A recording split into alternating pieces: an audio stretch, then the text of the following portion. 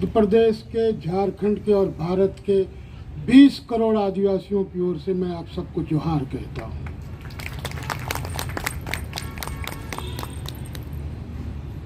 हम बहुत शुक्रगुजार हैं कि विश्व रंग ने ये कोने में एक मामा टंटिया भील का प्रांगण बनाया और हम लोगों को उसमें बोलने के लिए बुलाया। मुख्य मंच पर हम कहीं नहीं हैं, फिर भी हम इसके लिए आयोजकों का बहुत बहुत धन्यवाद उनके प्रति ज्ञापित करते हैं। और मैं अपनी बात शुरू करने से पहले यहाँ जो लोग भी बैठे हैं उनसे एक बात पूछता हूँ, कोई बताए अपनी भाषा में इसको क्या कहते हैं? कोई भी सज्जन प्लीज। पौनी किसको? इसके भीतर है उसको? बाहर वाले को क्या कहते हैं आपकी भाषा में? आपकी भाषा में बताइए। सीसी आपकी भाषा में बोलिए, क्या है ये? अपनी मातृभाषा में इसको बताइए।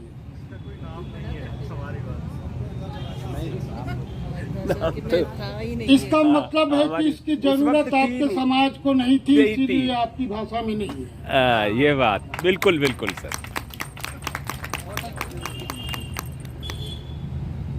अब जिनको जरूरत है वो आपको सिखा रहे हैं। सीसी है, बोतल है, बिस्लरी है, और आप कह रहे हैं कि मेरी भाषा है सीसी।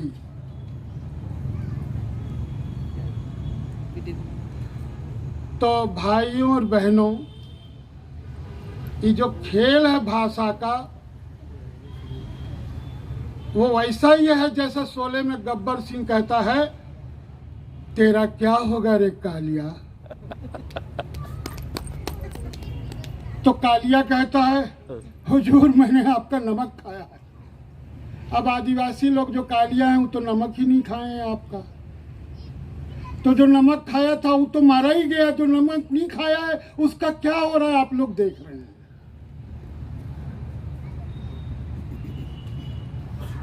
तो समय नहीं है, अब 5-5 लोग हैं, घंटा भर में बोलना है, तो 5-10 मिनट में कुछ पुड़िया उड़िया बना के दे देता हूं, आप लोगों को फाँक लीजिएगा। अब जो भाषाएं इतनी महत्वपूर्ण हैं दुनिया के लिए, उसको संयुक्त राष्ट्र संघ ने कुछ साल पहले पूरा 1 साल का वर्ष घोषित किया, और अभी 2010 से शुरू हो गया है, जो 10 साल का दशक चलेगा। हम उस पर कोने में बैठे हैं कुछ लोग बात करने के लिए, जिस पे दुनिया के तमाम राष्ट्रों ने सिग्नेचर किया कि वो अपने अपने देश में आदिवासी भाषाओं को प्राथमिकता देंगे। और माफ कीजिएगा राठवा जी,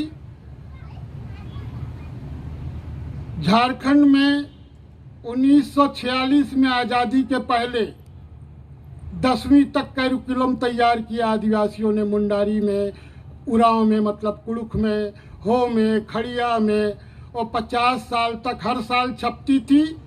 छापने वाले को पैसा, छपाने वाले को पैसा, मिनिस्टर को पैसा, टीचर को पैसा, पर किताब कभी स्कूल नहीं पहुंचती थी। और त्रिभाषा फार्मूला का मतलब है अंग्रेजी, हिंदी और आपके राज्य की एक भाषा। आदिवासी भाषा तो त्रिभाषा में है ही नहीं। तो बहुत सारी चीजें हैं जिस पे हम बात कर सकते हैं, आपसे बोल सकते हैं आपसे। भाषा का क्या जरूरत है? मुझे अच्छा लगा, मैंने यहाँ लगा लिया। आपको अच्छा लग रहा है ना? मुझे तो लग रहा है। अब आपको अच्छा नहीं लग रहा हो तो मेरे इसको लगाने से आपको कोई नुकसान तो नहीं हुआ ना? ऐसा तो नहीं है कि आज आपने देख लिया तो रात में जाएंगे तो बुरे बुरे सपने आएंगे। तो भाषाएं वैसे ही होती है। भाषाएं किसी का अहित नहीं करती हैं, भाषाएं किसी से ईर्ष्या डाह नहीं करती हैं। भाषाएं आपके सुख दुख, अनुभव, ज्ञान को अभिव्यक्त करती हैं। और भाषाएं वही नहीं होती हैं जो बोली जाती है या लिखी जाती है। ये भी भाषा है। ये भी भाषा है। क्या भाषा है ये? सांकेतिक भाषा। क्या भाषा है? दुनिया की सबसे पुरानी भाषा है ये, और आदिवासी जिसका प्रयोग करते थे, आदिवासियों ने जिसका अन्वेषण किया, जिसका आविष्कार किया। आप सोचते हैं कि 3000 साल पहले इस मध्य प्रदेश के इस अंचल में गोंड और भील आपस में कैसे बात करते थे?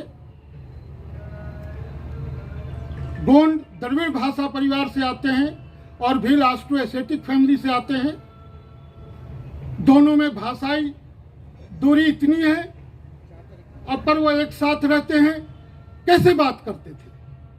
कोई दुभाषिया था, कोई ट्रांसलेटर था, कोई अनुवादक था उनके बीच में? नहीं था। छोड़ दीजिए आदिवासियों की भाषाएं। भारतीय उपमहाद्वीप पर सबसे पहला साम्राज्य मौर्यों ने खड़ा किया।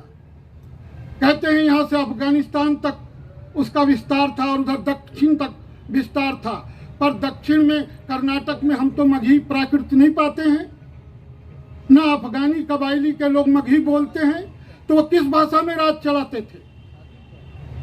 अगर मौर्य साम्राज्य इस पूरे भारतीय उपमहाद्वीप पर, जिसमें आज कई देश हैं टुकड़े टुकड़े रूप में, अगर वो बिना किसी एक भाषा के शासन कर सकता था, तो एक देश, एक राष्ट्र भाषा, एक धर्म का क्या पॉलिटिक्स है? आदिवासी भाषाएं आपको ये समझाती है। आदिवासी भाषाएं समझाती हैं कि हर भाषा की जरूरत है। बागीचा, उपवन, जंगल इसीलिए खुश रहता है। जंगल को आप सब लोगों ने देखा होगा, जंगल में हरा का एक ही रंग नहीं होता है, एक ही शेड नहीं होता है, सैकड़ों शेड्स होते हैं हरेपन के। एक रंग के अंदर हजारों शेड्स होते हैं। वो कंप्यूटर भी उतने कलर नहीं बना सकता है जितने कलर पृथ्वी पर मौजूद हैं। तो भाषाओं की ताकत ये है, भाषाओं की ताकत यह है कि आपको कुछ बोलना है, अगले को कुछ समझना है। अब इसमें आप ग्रामर ले आए, आचार्य जी ले आए, अब बांध दिया भाषा संस्कृत को, तो उसका तो जय हिंद हो गया। फारसी को बांध दिया, वो भी गई। राजकाज की भाषा थी, संरक्षित भाषा थी, किताबें थे, शास्त्र थे, ग्रंथ थे, पढ़ाई होती थी, धार्मिक क्रियाकलाप होते थे। माफ कीजिएगा, संस्कृत बेचारी कितने साल से वेंटिलेटर पर पड़ी हुई है। उर्दू का भी वही हाल है, फारसी तो खैर अब कोई जानता ही नहीं है। पर 5000 साल से मुंडारी बोली जा रही है, बिना किसी राजकाज की भाषा बने, बिना किसी शिक्षा की भाषा बने, बिना किसी सरकार की भाषा बने। 5000 साल से गोंड लोग गोंडी बोल रहे हैं, मुंडा लोग मुंडारी बोल रहे हैं, भील लोग भीली बोल रहे हैं। तमाम आदिवासी देश में जो 700 आदिवासी समुदाय हैं, और अभी संजय जी ने कहा कि 536 भाषाएं या 66 भाषाएं अभी हैं, और एक समय हम लोग 1500 से ज़्यादा भाषाएं बोलते थे। 60 साल में हमने लगभग 1000 भाषाएं खो दी। आपको जानकर आश्चर्य होगा, वो 1000 भाषाएं आदिवासी भाषाएं नहीं हैं। लुप्त प्राय भाषाओं पर विचार करते हुए इसको ध्यान रखें। वो कौन है? मालवा वालों ने मालवी छोड़ दी, निमाड़ वालों ने निमाड़ी छोड़ दी, छत्तीसगढ़ वालों ने छत्तीसगढ़ी छोड़, हिंदी हिंदी हिंदी हिंदी भाषाएं गई। आदिवासी भाषाएं तो आज भी बोल रहे हैं, लेकिन आप आदिवासियों का चेहरा सामने रख के बात करेंगे। लुप्त प्राय भाषाएं, वंदना जी, लुप्त हो रही हैं। अब बचाने के लिए प्रोजेक्ट लाओ, यूएनओ से लाओ, आईएलओ से लाओ, वर्ल्ड बैंक से लाओ। पैसा तो आदिवासी के नाम पे ही मिलेगा ना। तो इस पॉलिटिक्स को भी समझने की जरूरत है। आदिवासी भाषाएं खतरे में बिल्कुल नहीं है। भोजपुरी खत्म है, मगही कोई बोलता नहीं है, अवधी बोलने वाले कोई नहीं बचे हैं। बंगाल, जिसको हिंदी भारत में रेनेसा का क्षेत्र माना जाता है, बंगाली भाषाओं को आप आंकड़े उठा के देखिए पिछले लैंग्वेज सर्वे के, वो माफ कीजिएगा, उस भाषा सर्वेक्षण पर विश्वास नहीं कीजिएगा जो हुआ ही नहीं, लेकिन उसकी चर्चा खूब है। मैं नाम नहीं लूंगा, आपको मिलेगा ही नहीं। बंगाली सबसे ज्यादा तेजी से छोड़ रही है उसकी नई पीढ़ी। लुप्त प्राय में भाषाओं में मेरा आग्रह है, निवेदन है, भाषाओं का कोई म्यूजियम बनाए तो बंगालियों का बनाए, भोजपुरियों का बनाए, मगहियों का बनाए, अवधियों का बनाए, आदिवासियों का नहीं। वो तो जीवित भाषा, एक व्यक्ति भी अगर जिंदा है आदिवासी, वो अपनी भाषा बोलता है। अंडमान की लास्ट स्पीकर सीनियर बो मरी और उसके साथ भाषा चली गई, वो जाएगी। अब उसको काम में लेने वाला कोई है ही नहीं, तो उसको बचा के क्या करेंगे। अन्विता बिना व्याकरण बना दिया है, पद्मश्री मिल गया उनको, पर वो भाषा बोलने वाला कोई, मैंने जैसे आपको एग्जाम्पल दिया, जरूरत ही नहीं है। तो अब उसका शास्त्र बनाइए, ग्रंथ बनाइए, डिक्शनरी बनाइए। हाँ, आप हम बुद्धिजीवी लोग, एकेडमिक लोग, इंटेलेक्चुअल लोग कहेंगे एक भाषा हुआ करती थी, कविताएं लिखी जाएंगी, किस्से सुनाए जाएंगे। भाषा जीवित परंपराएं हैं, पर अफसोस जैसा वंदना जी ने कहा कि हम जीवित लोगों को म्यूजियम की चीज बना दिया गया है। हम जीवित लोगों को आप कैसे फॉसिल समझ सकते हैं? कैसे? इस देश में आर्यों का कोई म्यूजियम नहीं है। मेरा अनुरोध है विश्व रंग के आयोजकों से, वो आर्यों का एक म्यूजियम जरूर बनाएं, ताकि आदिवासी लोग समझ सकें कि आर्यों की संस्कृति क्या थी, उनमें अच्छा क्या था, बुरा क्या था, उनके यहाँ औरतों को कितनी इज्जत थी, उनके समाज में कितनी समानता थी, वो कितने शांति प्रिय थे, वो कितने अहिंसक थे। उसको बताने के लिए इस देश में भारतीय उपमहाद्वीप पर एक आर म्यूजियम की प्रस्तावना मैं करता हूँ। आप सब लोग, सारे आदिवासी समुदाय उसमें तन मन धन से सहयोग करें और विश्व रंग जैसे आयोजक उसका बीड़ा उठाएं और आर्यों का म्यूजियम इसी भोपाल में खड़ा करें। तो बंधुओं, भाषा का सवाल सिर्फ रोने गाने का नहीं है, भाषा का सवाल सिर्फ चिल्लाने का नहीं है। भाषा भीतर की चीज है, वो भीतर से आती है। माँ और बच्चे को किसी भाषा की जरूरत नहीं होती है। हम आदिवासियों की भाषाओं को उसी रूप में देखते हैं। बंद करते हैं साहब।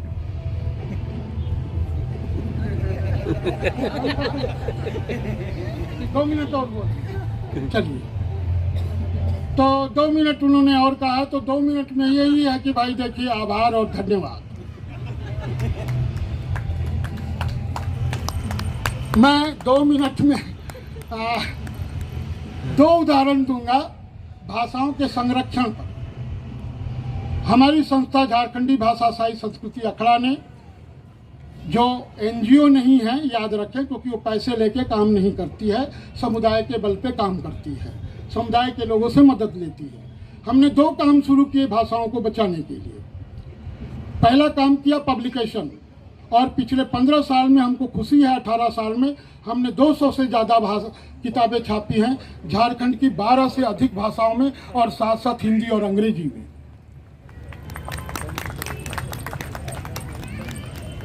ये भारत का भाषा संस्थान मैसूर भी नहीं कर पाया, और जो वो जिनको पैसे देते हैं वो लोग भी नहीं कर पाए। हमने 200 से ज़्यादा किताबें छापी है, और इस साल हमने एक अपने आदिवासी लेखकों को भाषाओं को प्रोत्साहन करने के लिए जयपाल जूलियस हन्ना अवार्ड शुरू किया है। जो भारत के किसी भी भाषा में आप लिखिए, किसी भी स्क्रिप्ट में लिखिए, हम उसको छापेंगे और आपको पहले छपाए बेचने से पहले रॉयल्टी देंगे, और आपको 50 किताबों की प्रतियां मुफ्त देंगे। पर यह योजना सिर्फ आदिवासियों के लिए है। जयपाल जूलियस हन्ना अवार्ड जयपाल सिंह मुंडा के नाम पे। जूलियस तिग्गा जो उरांव समुदाय के सबसे बड़े इंटेलेक्चुअल थे और आदिवासी महासभा के जनरल सेक्रेटरी थे, भारत के पहले आदिवासी पत्रकार थे जो लिखने के कारण जेल गए। और तीसरा नाम है हन्ना बोदरा का, ये उस बहादुर मुंडा महिला का नाम है जो तीर धनुष के बिना कहीं नहीं दिखाई देती थी, और जब बोलती थी तो दुश्मन लोग थरथराते थे। बिहार उड़ीसा की कांग्रेस ने अंग्रेजी राज में उस पर दर्जनों मुकदमे लगाए कि ये तो भड़काऊ भाषण देती है। तो जयपाल जुलियस अन्ना अवार्ड हमने शुरू किया तीन कृतियों के लिए। वह किसी भी भाषा में लिखी हुई हो, किसी भी स्क्रिप्ट में लिखी हुई, आदिवासियों की होनी चाहिए, किसी विधा में होनी चाहिए। हमने पुरस्कृत किया और इस साल 3 रचनाओं को पुरस्कार दिया। अरुणाचल के एकदम बिल्कुल यंग राइटर की पहली किताब है कोंगकोंग फांग फांग, अरुणाचल के हेड हंटर्स की कहानियां। ये कहानी संकलन है, बिल्कुल 22-24 साल के नौजवान का कहानी संकलन है कोंगकोंग फांग फांग। दूसरा कविता संकलन है धरती के अनाम योद्धा। ये उरांव समुदाय की उज्ज्वला ज्योति तिग्गा है, जिनका इसी अप्रैल में निधन हुआ। हमने उनकी कविताओं का पहला कलेक्शन इस अवार्ड के तहत लाया है। तीसरा है महाराष्ट्र के भील समुदाय के लेखक सुनील गायकवाड़, उनका संस्मरणात्मक उपन्यास है डकैत देव सिंह भील के बच्चे। 3 पीढ़ियों की कहानी है, दादा की, बाप की और बेटे की, और उनके संघर्ष का अद्भुत उपन्यास है। ये लाया हमने। ये एक हम काम करते हैं लगातार, और पिछले 20 साल से 14 भाषाओं वाली एक पत्रिका निकालते हैं जिसका नाम है झारखंडी भाषा साहित्य संस्कृति अखड़ा। दूसरा एक बड़ा काम हमने शुरू किया। आप लोग असुरों के बारे में बहुत जानते हैं, है ना। देश का समाज बहुत जानता है असुर लोग राक्षस दानव इस टाइप के होते हैं, पर हमारे संविधान की सूची में एक आदिवासी समुदाय दर्ज है, उसका नाम है असुर, और वो झारखंड के नेतरहाट के पहाड़ों पर रहते हैं। मध्य प्रदेश छत्तीसगढ़ में उनको अगरिया कहा जाता है। असुर झारखंड में 5000 के आसपास है उनकी आबादी, और पहाड़ पर रहते हैं। वो पहले लोहा गनाने का काम करते थे, दुनिया को उन्होंने स्टील दिया, पर वो उनकी हालत आज सड़ी हुई लकड़ी जैसी भी नहीं है। वो कभी भी टूट जाएंगे, बिखर जाएंगे। उनकी भाषा बहुत खतरे में, कुछ भी नहीं है उस भाषा में। उन लोगों ने 2019 की दिसंबर से कोविड के 2-3 महीना ठीक पहले एक रेडियो शुरू किया है, उसका नाम है असुर अखड़ा मोबाइल रेडियो। वो ट्रांसमिशन वेब के थ्रू नहीं होता है, आधे घंटे का प्रोग्राम बनाते हैं असुर भाषा में, समाचार होता है, उनके मतलब की जानकारियां होती हैं, टॉक होता है, और पुराने नए गाने होते हैं।